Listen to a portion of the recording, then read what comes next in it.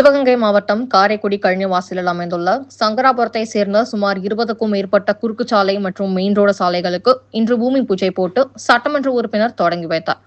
சங்கராபுரம் சேர்ந்த பல ரோடுகள் பல ஆண்டுகளாக மிகவும் மோசமான நிலையில் இன்று 20 கோடி மதிப்பில் குறுக்கு ரோடுகள் மற்றும் மெயின் வழிச்சாலைகள் போடுவதற்கான பூமி பூஜை போடப்பட்டது.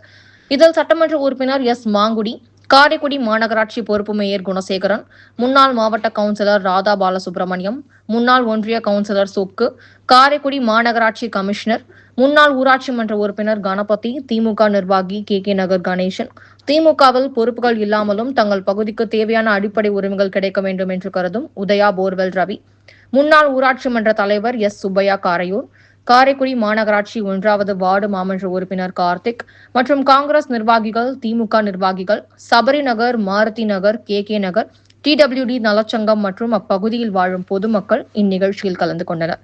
இன்று பூமி பூஜை போட்டு ஆதர்ஷ் பங்களாவிலிருந்து கே. நகர் சாலை, சபரி நகர், ஜமீன் நகர், போக்குவரத்து நகர், தாசில்தார் நகர், கற்பக விநாயகர், வைரவபுர சாலை, கிரீன் சிட்டி சாலை, கோடீஸ்வரர் சாலை, STS நகர், புதுச்சாலை பகுதிகளுக்கு இன்று பூமி பூஜை போட்டு தொடங்கப்பட்டது.